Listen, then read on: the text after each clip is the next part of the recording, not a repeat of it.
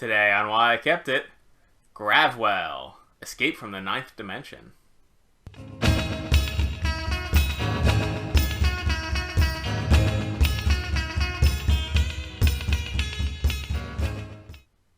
So I'm trying to remember how many players Gravwell goes up to, and it's 4, but I'm spinning this board around saying, where the hell is the information that you put on the side of a board game box? Wait a minute. Cryptozoic. I knew it. Gravwell is a great game that apparently escaped the lab. It broke out from the crap factory that is Cryptozoic Entertainment, and they somehow produced a great game. More on that note, apparently it was picked up and republished by Renegade, which is a fantastic company, a year after it was originally released. I wonder what the story is there. I didn't quite follow up on this question before doing the episode. That's very weird for a game to switch publishers that quickly. I guess Cryptozoic was like, we got a good game. What do we do? Get rid of it as soon as possible. But anyway, enough of the ranting. I will tell you why I kept Gravwell, because it's a hidden gem. It's this really neat little game. I'm glad that it's been picked up and reprinted, and it's gonna have a second edition, I believe, with a very minor tweak. There's an expansion card that gets put in. That's coming out. It's supposed to have come out maybe last year. There's been a lot of chatter about it. I bet it's coming out in 2017. Check it out with Renegade. But let's do this in reverse order here. Now let's actually talk about Gravwell. This is the board. This is the ninth dimension that you are trying to escape from. Everyone starts in the middle here, in this singularity. And your goal is to go out through this spiral all the way and bam, escape through the warp gate. You can do up to 4 players, like I said. It's 6 rounds, and you get 6 turns per round to try to get from point A to point B, or get as far as you can before time runs out. And this whole game is based around gravity slingshots. So if you've got a couple player ships on this board, there's also 2 derelict ships that get put out here. I think they're marked with these yellow spaces. When you have a hand of cards either going to tell you move away from or towards the next closest object to you. And there's also a priority order here, so there's a little bit of Robo Rally style craziness. So let's take a look at these 3 cards. These are move towards the next closest object. The number tells you how many spaces. The alphabet tells you the priority.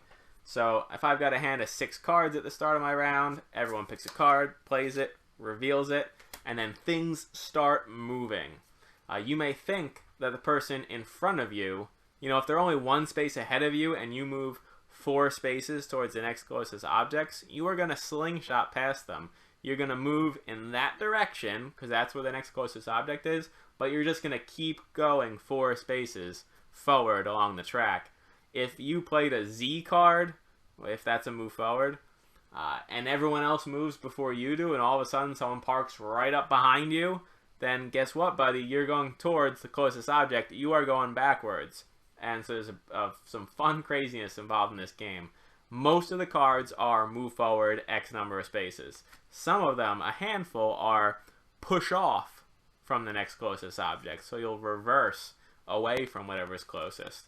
And then there are 2 cards in the deck that are tractor beam cards, which tell you stay parked, and literally everything in the game gets pulled in from both directions that many spaces towards you. It can cause these crazy little log jams, start leapfrogging everybody.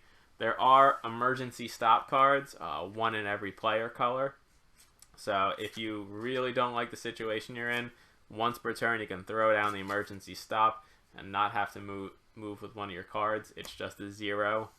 And the way you get these cards is kind of neat. It's a little bit of a public draft. You're going to make a bunch of piles, and it's going to have one public card on top and then 1 private card that no one's going to get to see tucked right underneath it. And you're going to have all these piles out on the table, and you'll just go around the table turn by turn picking 1 pile until you've got your full hand of 6 cards.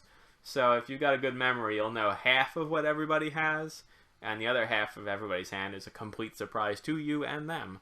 So it's a little bit of a guessing game there, a little bit of logical deduction. There are some miniatures that come with the game. I mean, they're nice. I don't know what came in the newer edition. Like we pointed out, I have the Cryptozoic edition. But they got some neat little ships here. Fly around. Pew, pew, pew, pew, pew, pew. And one of them escapes to the 9th dimension. And that's Gravwell. You should check it out.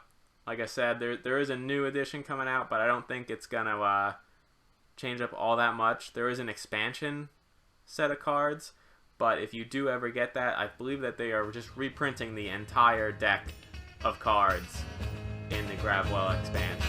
So it's going to be compatible with whatever edition you had at the time. Check it out. It's a good one. You'll have fun with it. See you around.